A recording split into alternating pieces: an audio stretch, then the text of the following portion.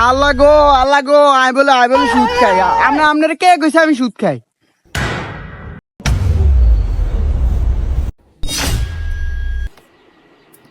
কি গো চিন্তিত কিনলে? আরে কইও না, চিন্তা করবো না কি করবো, আর 1 মাস পরে কোরবানি, টাকা পয়সা কিছুই তো নাই। ঘর না 5 লাখ টাকা আছে? আরে না, এই 5 লাখ টাকা ভাঙ্গা যাবো না, এই 5 লাখ টাকা থাও, হেডি কামো লাগবে, এটি আলাদা কামো লাগায়। আমি চাইতেছি কি কোরবানি তো আরো 1 মাস বাহি, আমি কি করবো এই 5 লাখ টাকা আছে না সুদে লাগাই দিব। সুদে লাগাইলে বউটা প্রায় 30-35 হাজার টাকা লাভ আইব, তো এটি দিয়া আমরা কোরবানি দিব। এরম করলে তো ভালোই হয়। হ সাপও মরবো আডিও ভাঙবো না। ও তলে এই ব্যবসা লাই হেতারা বই দিছে, মসজিদ কমিটি বলে হেতারা আবার। তাড়াতাড়ি যায় আমার পাঞ্জাবিটা লইও, মসজিদের ইমাম সাহেব রে এবার আমগো ইয়ানে দাওয়াত দিমু, কমু যে আমগো ইয়ানে কোরবানি হইব, ব্যাস উনার আর বাড়ি যাইতো না, ইয়ানে খাওয়া দাওয়া সবকিছু হইব।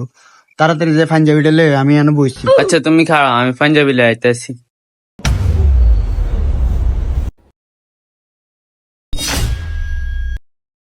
এ হুজুর কারণ কি হয়েছে সভাপতি সাহেব?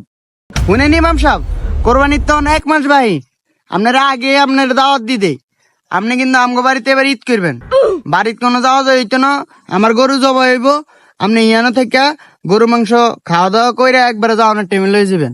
দূর মিয়া, কোরবানির হবে 1 মাস দেরি, মরি না বাসি আবার ঠিক আছে নি, আর না অনে দাবাত দেন। আরে মিয়া বাইজবেন, বন্ধা যেতে হয়েছেন আল্লাহ বাঁচাই রাখবো। আনে দাবাত দিলেও কি না দিলেও কি, আজ তো সব কানিয়ে শুনছে। কি হইনা গেছে? তো হুজুর কি শুনছেন? মস্কারা করেন কেন? আরে হুজুর কি মস্কারা করছি, কি এর কথা কেন, আমি তো কিছুই বুঝতে পারি না। ও আনে দুধের দোয়া তুলসী পাতা, আনে কিছু বুঝেন না। আপনার দাওয়াত দিকে আমি ভুল করছি নি, আপনারা আমার লাগে মজা শুরু করছেন। মসজিদের সভাপতি হয়েছেন, লেবাস দেওয়া ভালোভাবে দিচ্ছেন, ঘরের ভিত্তি তাই কি করেন কেন?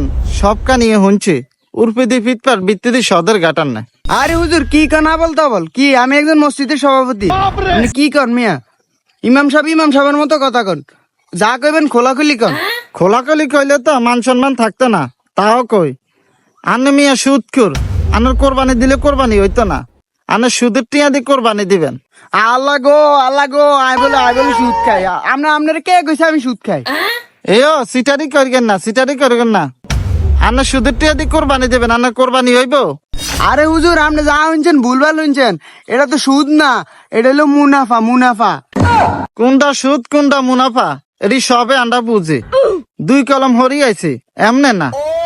আরে মিয়া আমি মাসে কয়টা টাকা এটা গরিব দুঃখীরে মনে করেন না এটি সাহায্য করি, এটি মুনাফা, এটি জায়েজ আছে।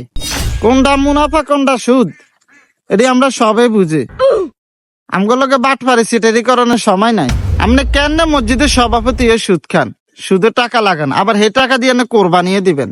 আনার আক্কল নাই, আনে মসজিদের সভাপতি না, আনে সুদের টিয়া দিয়ে কোরবানি দিবেন, আনের কোরবানি হইব, আনে গরব হইবে, আনের বললোকে আলাপ করছেন সুদের টিয়া দিয়ে কোরবানি দিবেন। সবে তো আমি শুনছি, আপনার কোনো অনুষ্ঠানে আমি থাকবো না যতদিন পর্যন্ত আনের বালা না হইবেন।